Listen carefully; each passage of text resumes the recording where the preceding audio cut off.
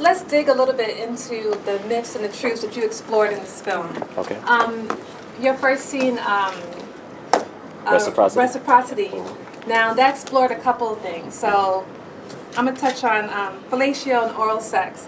Is that something from your research you found is a taboo? Is that something that you found is a taboo for women in black culture? Yeah, in my research, yes, I found that.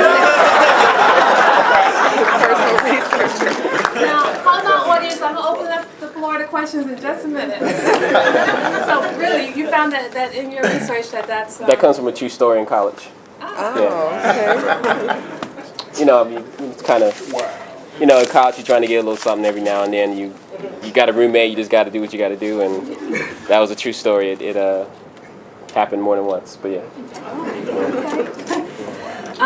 Now, usually we hear about women complaining that, you know, their partner get theirs, but they don't, you know, they're thinking about themselves and they don't think about the woman going for hers. So, in this showing, you decide to flip it.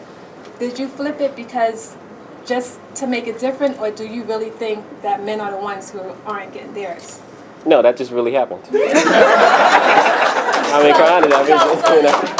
So this is based on just your research for this. This is based just on your own self-research solely. Living, yeah. I mean, this is life. I mean, I didn't research at all. I didn't have an agenda. I just kind of reflected stories that were anecdotal, that were funny to me. Okay. I mean, I think it depends on the person. It's not like women do one thing and women do another.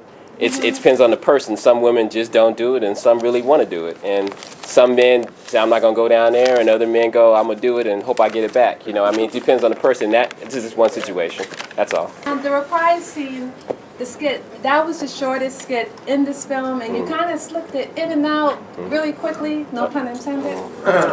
So what's up with rubbers and backdoor action? Is that the new taboo, or is it the old taboo that they don't want people to know about?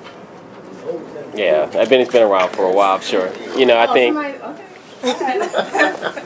No? Put the camera over there? No.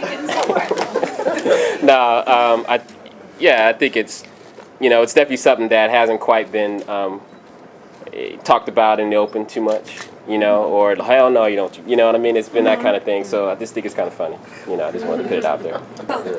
The word reprise means to repeat or to resume an action. So how did you come about using that word for the title of this skit?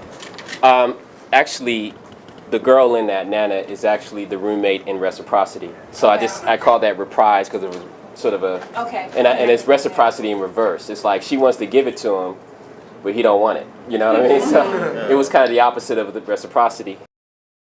The last scene, American Boyfriend. Now, touch on biracial relationships, and out of all the different cultures out there, why did you choose to explore Black and Asian relationship culture? Because it really happened. Okay, at this time, I'd like to invite you, the audience, to ask some questions to our filmmaker.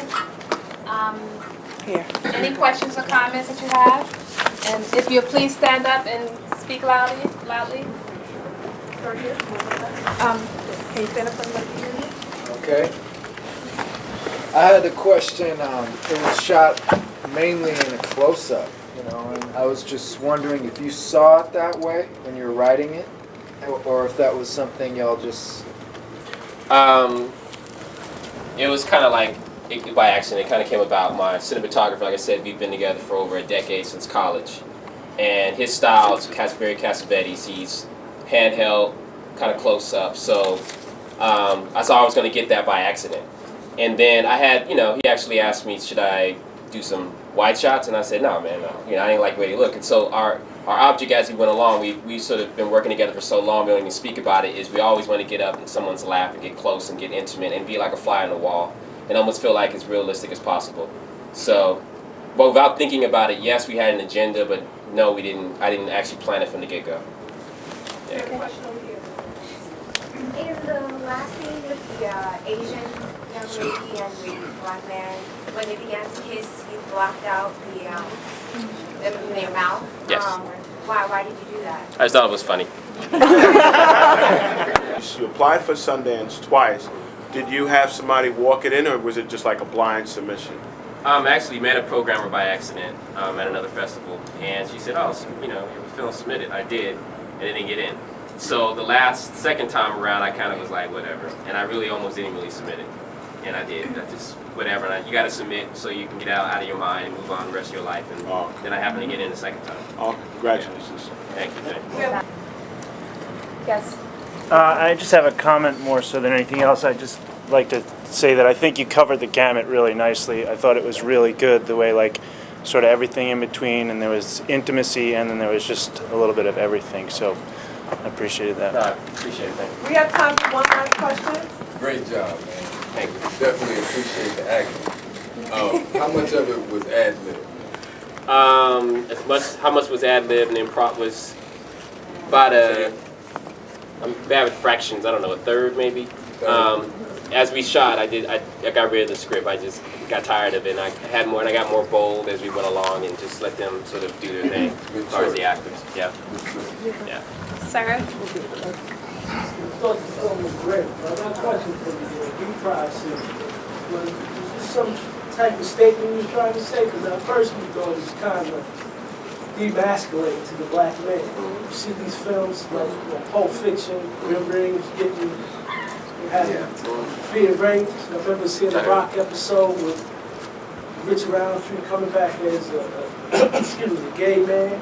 And Shaft was the epitome of black masculinity in the 70s. So was there something you was specifically trying to say with that scene? No, I didn't have an agenda.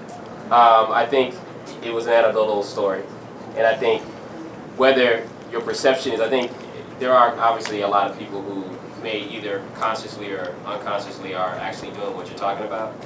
You know, overall, and they have it's a long history cinematically, and that was like what you're saying. But that was not my intention. I wasn't trying to say anything with any of the vignettes in the film. I just wanted to express situations that actually have happened and do continue to happen. And I think a lot of people's fingers do fall down there. You know, you know, and they tried to go see what you were going to do. You know what I mean?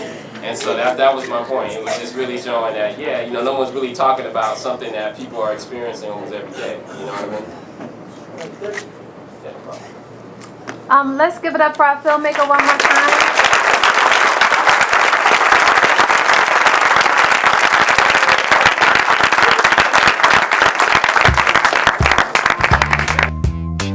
Come lay down. I know you had a hard day. It'll make you feel any better. You can have tonight your way. If you wanna get down, we could do it all night. If you're feeling sad, I'll just hold you tight. If you wanna get down, we could do it all night. If you're feeling sad, I'll just hold you tight. Baby, baby. No phone calls, just you and me. I cooked you dinner and everything. Everything's gonna be alright. Just trust in me.